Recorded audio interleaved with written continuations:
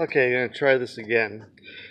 So, this is it. This is my last morning of talking to you from the rooftop of our little place in Italian City 2, overlooking the countryside and the skyline of Erbil, Kurdistan. It's really quite a view, and I'm going to miss it. I'm going to miss just kind of coming up here. This is nice. As I get ready to disengage, um, I find myself getting really moved by so many things I've experienced and the experiences of others. It's hard not to be touched when you see people being touched. But it's been just a cornucopia of experiences, and so I'm sure that I'll start to untangle them and make sense of them over the coming weeks. But the trip started with a day stay in Chicago, where I first went to confession because that's a really good thing to do if you're a Catholic boy going to a war zone, and then having a meeting with Miriam and company at the Parliament of the World's Religions as we made some plans for the 25-year anniversary of the World Ethics, but also for the um, 2018 Parliament of the World's Religions in Toronto. And I know that we made great plans. Hopefully I can find some notes because it's been a while now. And Mary and I hope you remember what we talked about. I know it was good stuff. Um, but then my next stop was Doha, and to arrive on the 15th day of Ramadan, which was the children's festival, and to go downtown at night and see the lights and the sounds and the dancing and the singing and the colors and the food of this public festival. It was like I walked into a movie. It was very, very cool. Um, and then arriving here in Kurdistan, and just so much that happened here. You know, and some of it seems very contradictory. This is a land of modesty. The Muslim women cover their heads and their arms, and you see that you see a part of their face and a part of their hands, and that's about it, right? And they do it in ways that are extremely fashionable, but it's modesty.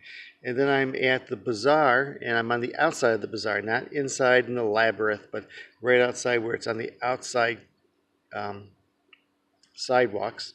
And guys are buying pants, and so they just drop their pants, and they're standing there in their underwear trying other pants on. And that seems to me like the opposite of a modest culture.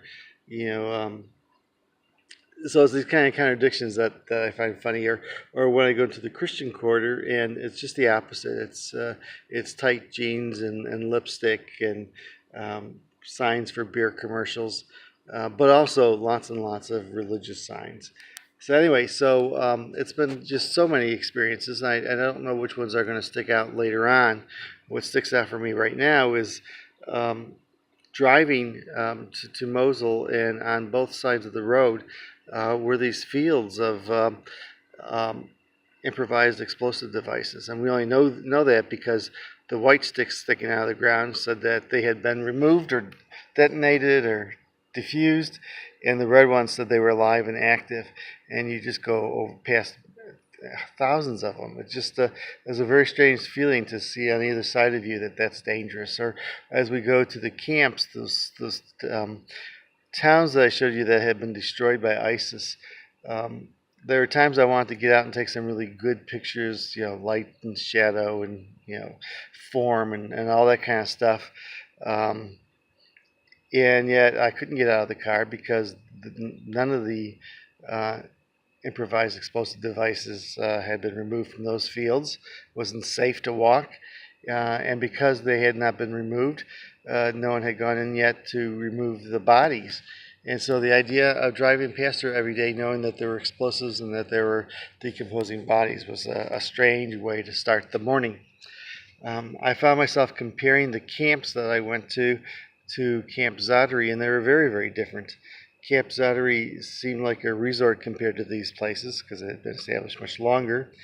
I didn't see a cemetery connected to the Camp Zadri. I'm sure there probably is one somewhere, but I didn't see it.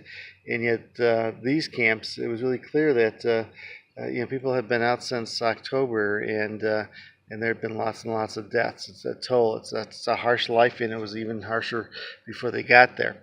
But the other part was that we had the freedom to, once we got in, once we had the paperwork and we had a reason to be there, and they knew who we were trusted to follow the rules. And so if we needed to make tent calls, we could. I could go into someone's tent. I could walk around the camp, and that was visually interesting to me because seeing the sand, the tents, and then people hanging their laundry was just a good contrast to see the desolation and all the children playing with kites. It was hopeful.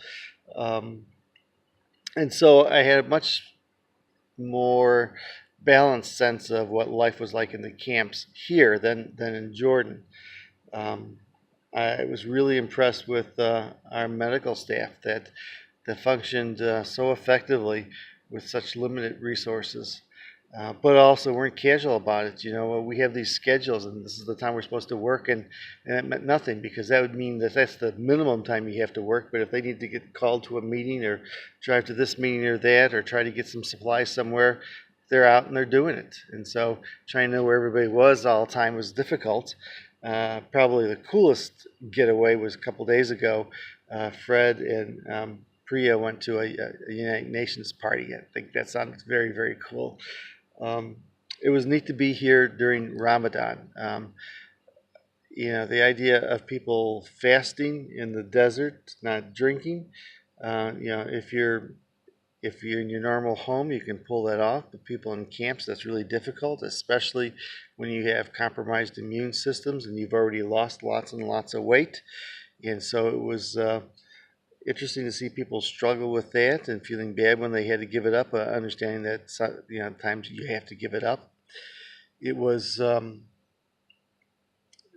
I will always remember being here when the 800 people had the food poisoning, and the international media was here, and we were the agency that was applauded for taking the good stats. So, Dr. Brinkman, my name here is associated with taking good stats. But just seeing all these people in the tents laying on the floors with their IVs, and that was very sobering, and the fact that we had chickenpox in camp, and then for some reason that just didn't spread. I wouldn't have predicted that. When I first saw the first case of chickenpox, I was like, oh, we are in trouble. And so far, it's been contained. So anyway, I wasn't prepared for just how divisive the sectarian strife is here. Sunni and Shia, yeah, I knew that. But there's just so many levels of, Arab and Kurd and Christian, and what kind of flavor of Christianity, and Yazidi, and just so many different things. And are you secular? Or how religious are you? If you're very religious, does that make you suspect, or does it just mean that you're pious? And so, just so when you gain somebody's trust, it's really, really important. I think that when I read the news from now on, and I hear about not a serial bomber, a suicide bomber, I'm going to really appreciate how much more there is to that story.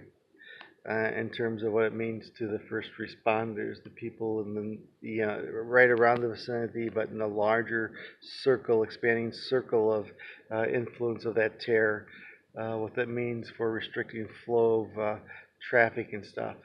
And I'm certainly going to be following in a way that I've been following, like most Americans, the unfolding battle with ISIS. But it's very different now for me.